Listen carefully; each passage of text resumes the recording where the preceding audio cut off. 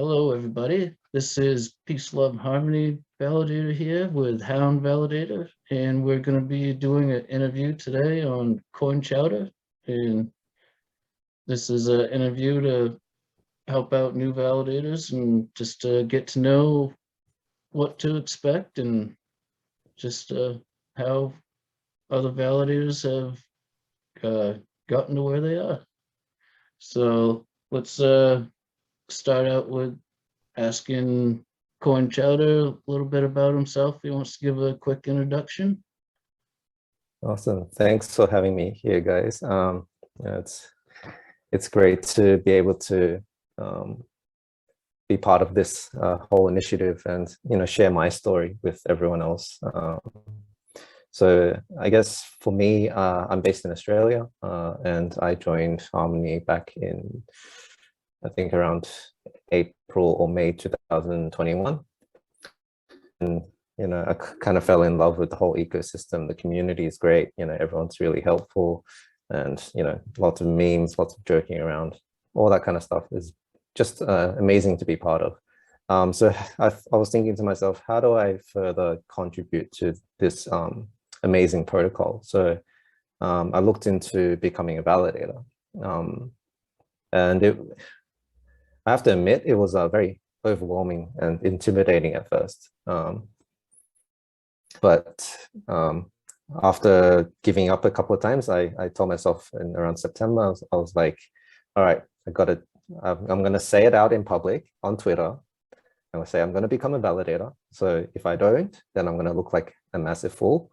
And so yeah, I just put myself and committed myself to becoming one. And here I am today, consistently elected, still at the mercy of a Wallet 19, but we'll get by. Yeah, we'll get to that in a bit.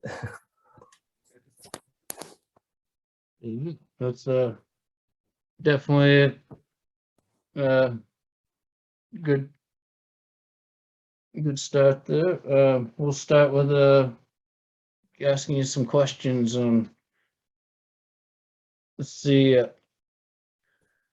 Well, yeah, I guess that basically covers my first question for you on what made you decide to become a Harmony validator. So we'll sorry, I didn't. Oh, no, that's all I good. just went off on a tangent. We'll skip on to the next one. Did you start out on testnet? I'm going to say no. I like to live life dangerously, and I just went straight for mainnet.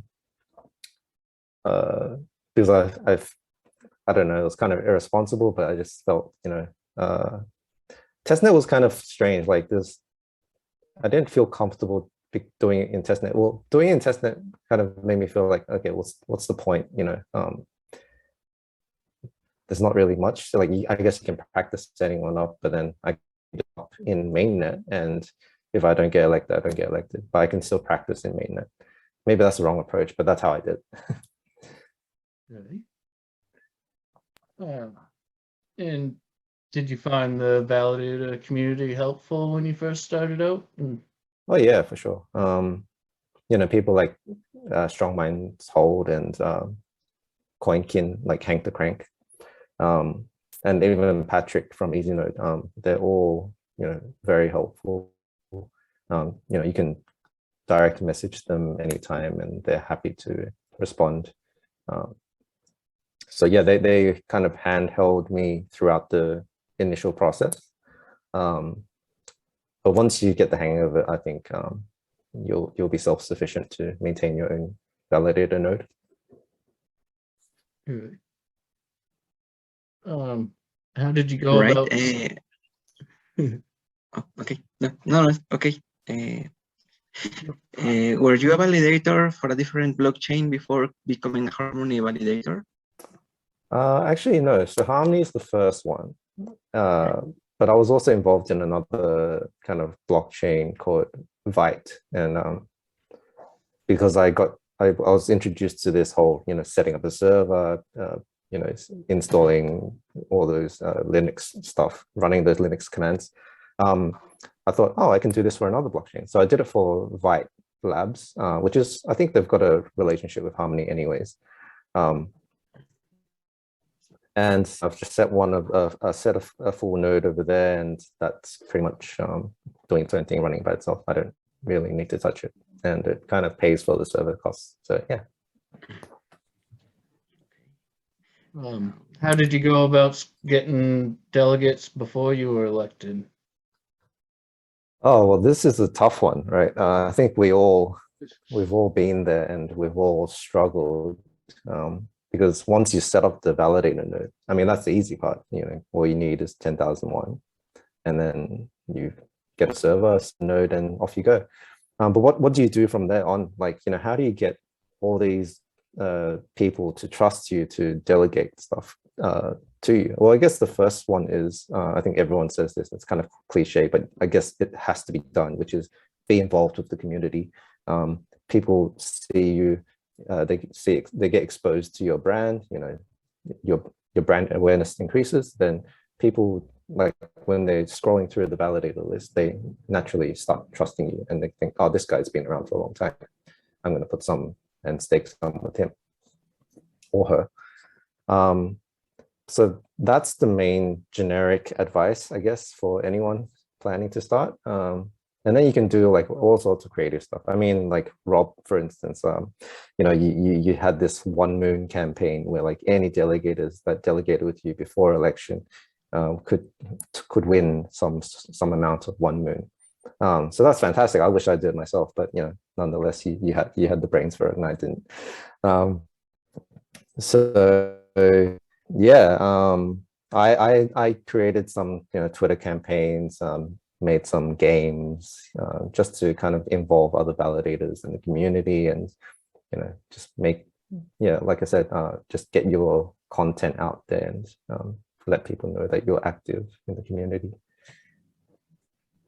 Yeah, I definitely agree that One Moon giveaway, that was definitely helpful for me. That I gave 500 million One Moon to all the first 100 delegators for me I mean, as soon as I announced that, I had like 100 delegators like in no time. Yeah, it was a fantastic idea. Yeah, pretty fantastic idea. And it's especially shameful because I'm part of like the One Moon group, so like I'm very involved with that One Moon community. But like Rob came up with the idea, so yeah, lots of respect for that. Yeah. How much did 10,001 cost you when you became a validator? It wasn't that different to what it is now. I think it was around I think each one was around maybe the 16 to 18 cent mark. So the math, it's around $1,600, $1,800 US.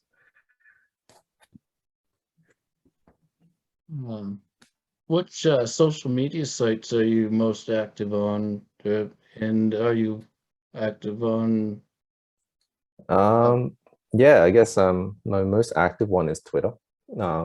Even then, I'm not that active, because before the whole crypto space, I've avoided Twitter for however many years since it's been out. But I guess if you're in the crypto space, you kind of need Twitter, or you just won't keep up to date. Yeah, so Twitter's my main one, and then Telegram is another kind of my main tool for communication. But Twitter and some Discord as well. Do you have your own Telegram group? I do, yes, and I've got a couple of really funny people in there. Really, yeah, they make it worthwhile. Like they make being a validator worthwhile, because you know that some people have put their money with you, and they just kind of enjoy your company, and likewise I enjoy their company. I mean, the stuff they say sometimes is just ridiculous, but it's totally hilarious, and I really love my group of 40 people sitting in my validator chat right now, so shout out to them. Yeah. Wow. Do you have your own website?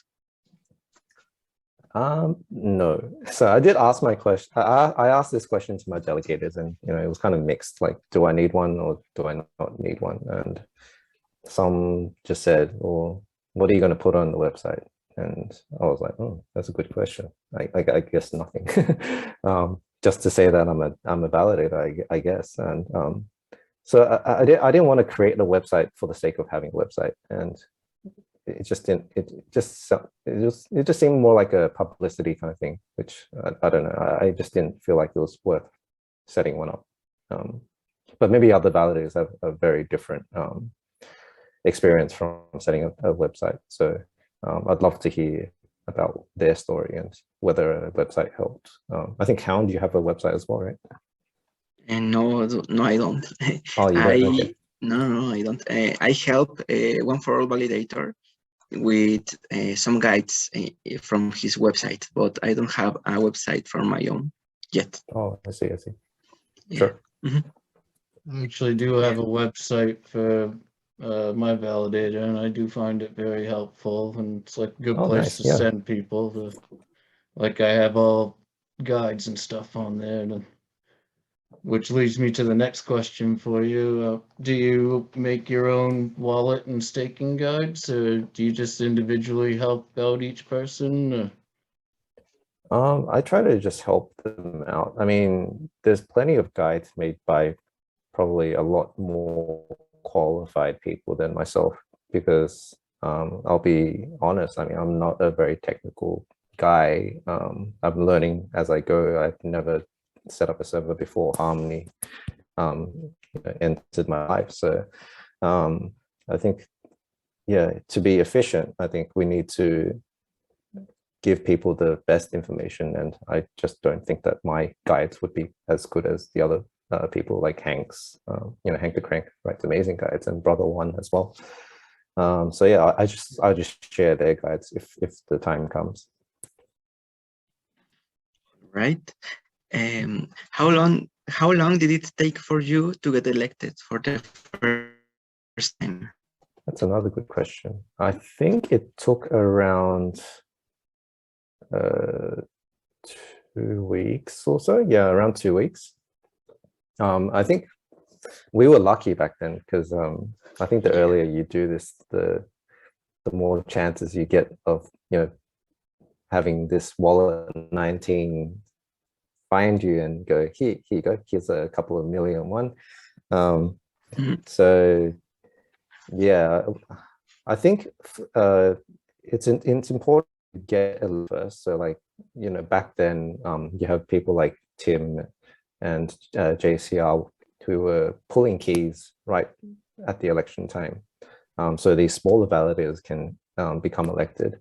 And once smaller validators get elected, it suddenly appears on everyone's radar, right? This guy's got amazing returns or whatever. But yeah, it's that exposure that gets that snowball effect going, and that's when you will start seeing continuous growth until that a steady state of like around the 4 to 5 million mark, which then it kind of slows down a bit. So for the next question, I know you just said that it only took you 2 weeks to get elected. So just, you might not think this, but did you ever think it was impossible to get elected? Well, yeah, I mean, for the whole 2 weeks, I thought it was quite impossible. I mean, but my purpose of setting up a validator was, okay, I'm just going to help this. I'm trying to help this,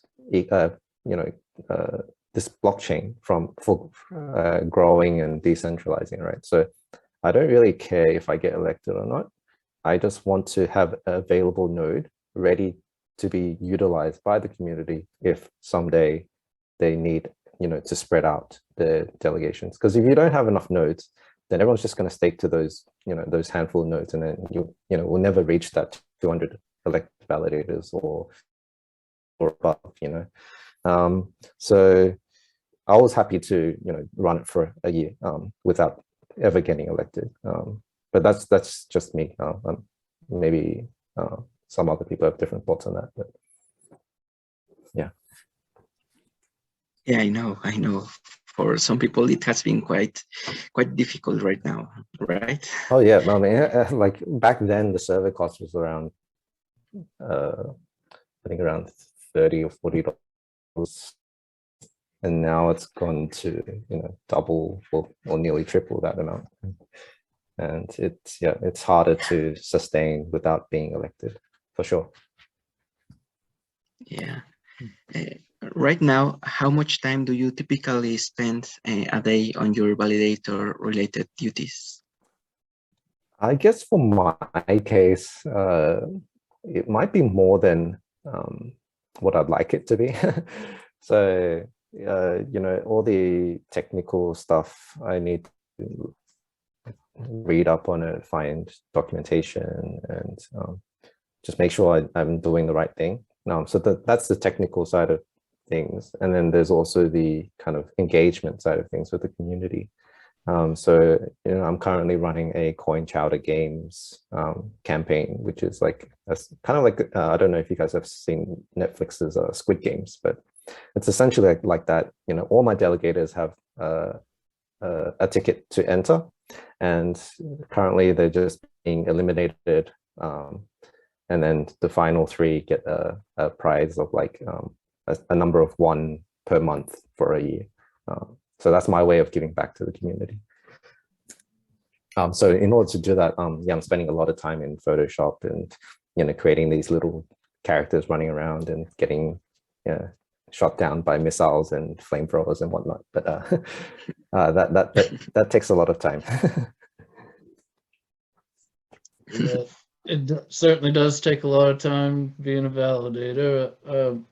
Is your family supportive of you being a validator? Or do they even know you are? Yeah, so guys, don't tell my wife, okay?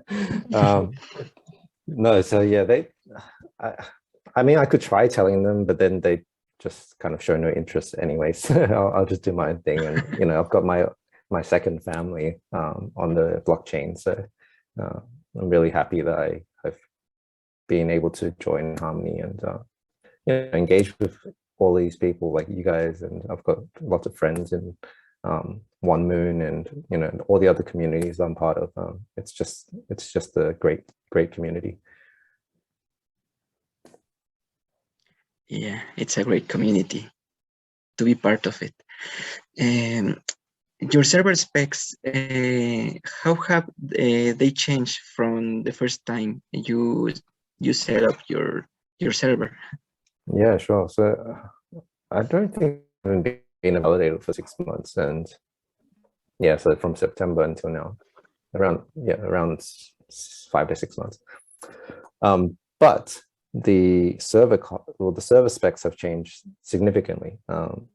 So I started out with like a 250 gigabyte storage space with like 4 CPUs, and that was enough. Back when like Shard0 was like 160 gigabytes or something. Those were the days. I mean, I remember. But now you need like at least 1.6 terabytes to be safe.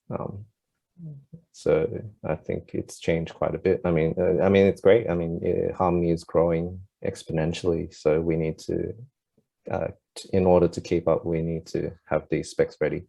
But it is an issue. Like if Shard0 keep increasing at this rate, who can give us servers that can run these nodes? So it was great to see that the pruning started, kind of reduced the space required for these servers. But yeah, to answer your question, it's changed a lot in terms of like the required disk space. Yeah. So when you first started, did you have any Linux experience? And if not, how have you gone about learning? No, so I did not have any Linux experience. I wouldn't call it experience. Yeah, I've bought servers before and I've messed around for a little bit, but yeah, nothing to what we're doing now. And how do I get it? How did I learn about it? Well, there's amazing resources out there, such as, you know, Coinkin or Tim, which is Strong Minds Hold. You know, you can just ask these guys questions and they're happy to help. So they are the best resources. And then the guides are just there to supplement. So the guide should always be the first point of reference for everyone. But then if you need like to ask questions, I think you should ask these guys. Now, I don't want to tell everyone to start, you know, flooding them with messages, but yeah, try to do the guides first. And then if you have further questions, ask in like the Telegram chats, because not just these guys that I'm naming, there's just a few of them, but there's plenty of people who are very knowledgeable and who are really willing to help. So. It's definitely a good idea to reference the guides first. I know Coinkin's really good about like saying like what each command does, and so it actually helps you learn from reading the guides yeah, too. I mean, as we grow, we need to scale, right? And in order to scale, we can't have everyone falling back to a single point of failure, which is these couple of people hand holding everyone. So the guides are created so that we can scale, that we can, you know, easily let people learn from, and then any further advice they need, they can go to Telegram chats. Yeah. What can you say that makes your validator different from others? My validator, well, technically it's all the same. I mean, we're all running the same version and we're all doing the same thing. But I guess to answer your question, I don't know, I just like to make a lot of silly games and trying to engage the kind of group that I've kind of built. You know, so we did battleships, and we're doing the Squid Games now, and you know, I've got other stuff planned, but it comes down to how much time I have to kind of create it. So that's visually appealing. It's not just, oh, you know, here's a random number and you won, so congratulations. But to kind of put that into a story or a video or animated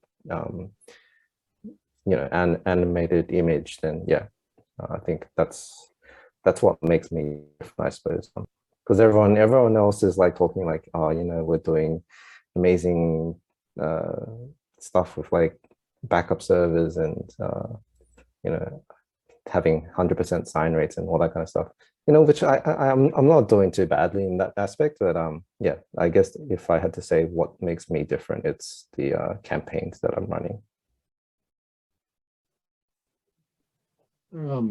Where do you keep up with what's going on with Harmony mostly, like whether it's on talk.harmony or Discord or Telegram, or do you just try to keep up with all of them, or do you find you get most of your information from one source more than the other?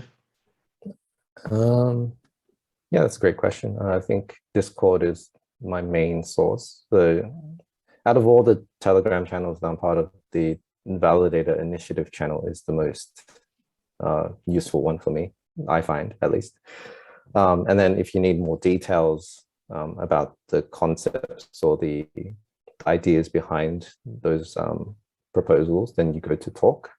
And if you need more like technical, you know, technical advice or discussion, then that goes to the Harmony Discord, which is like the main net channel. So mainly Discord then filters out to the various more detailed areas. Great. What has been the most difficult part about being a validator?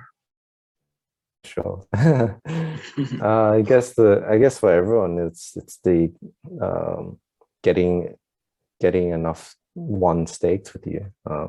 That's really the cause of anxiety for most people, I think, as a validator.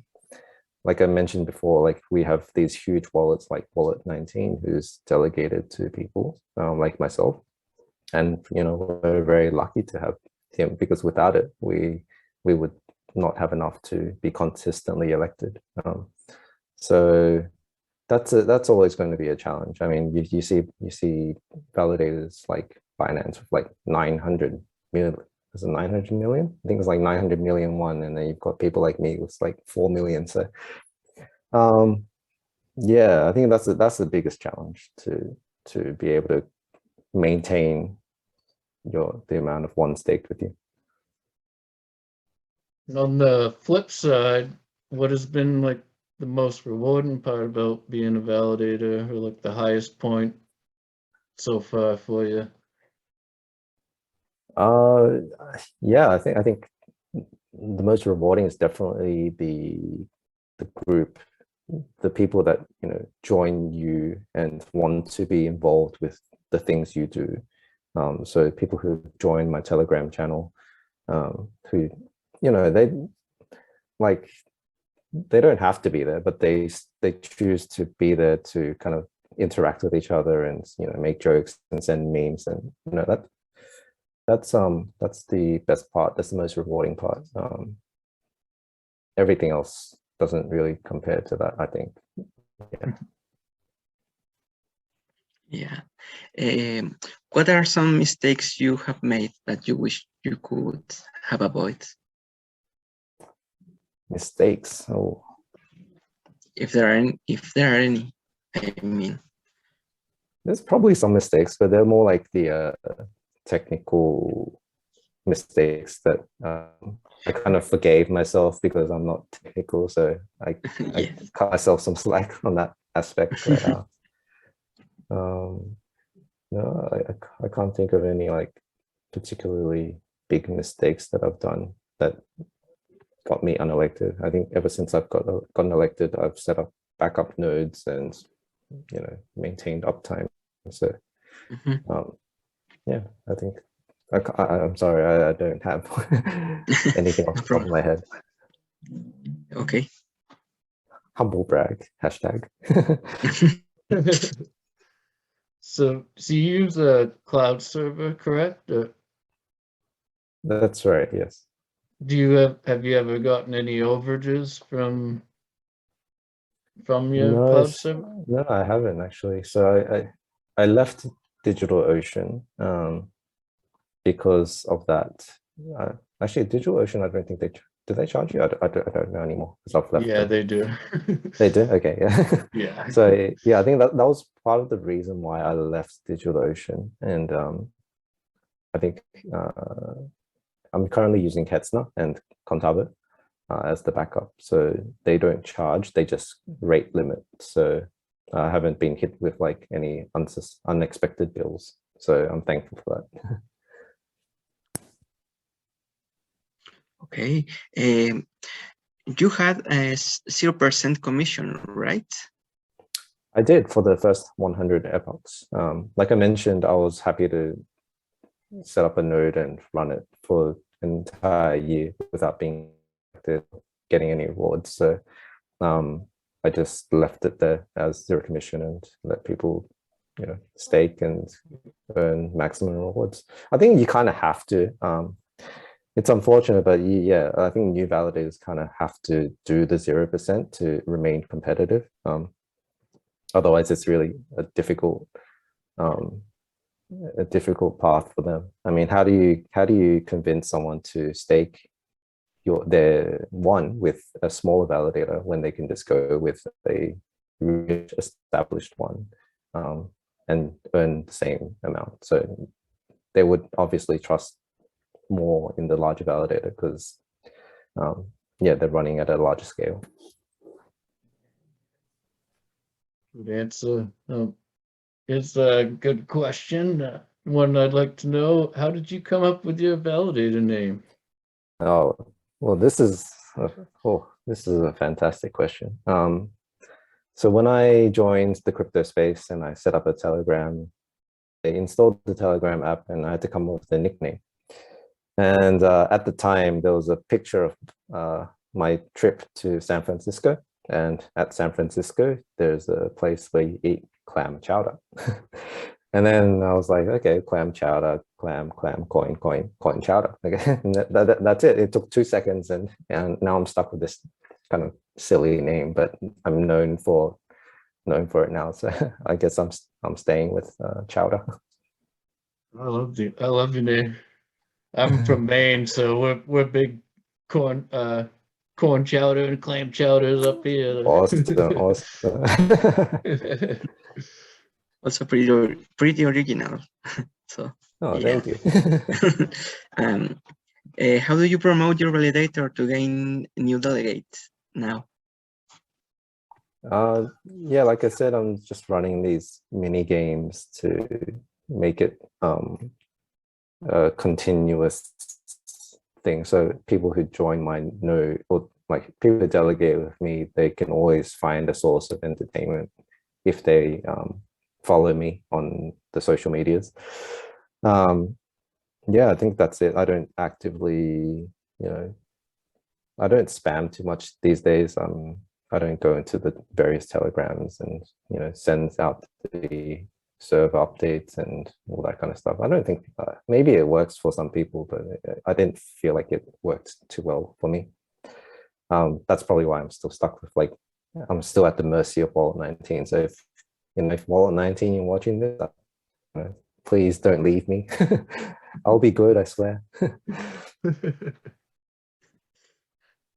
So, how often do you monitor your node? Or do you have do you use the VStats and the Telegram bots and all that to? Yeah, so the VStat bot in Telegram is like the best thing that happened since sliced bread, I suppose. But it's just super useful, and that's my go-to tool. But then I do still log into my servers every maybe 3 or 4 days just to make sure that everything's okay, disk space and all that kind of stuff. But yeah, you don't need to check on it every day, especially with the VStats tool, the bot, sorry. So your notes, how often do you monitor it? Not daily? So yeah, like I said, it was around 3 to 4 days. Every 3 to 4 days, sure. I'd log in and check. Yeah. Okay. So, I guess you have anything else you want to add to it, or? No, I mean, I guess I'll take this opportunity to just say how amazing the community is, and I put my hat in as a Validator DAO governor, expecting pretty much nothing in return, because I just joined Harmony as a validator in September, and I'm rather quiet sometimes, but yeah, I'm just so how do I say it? It's just been surreal. I had no idea. I did not expect to even come close to the top 9.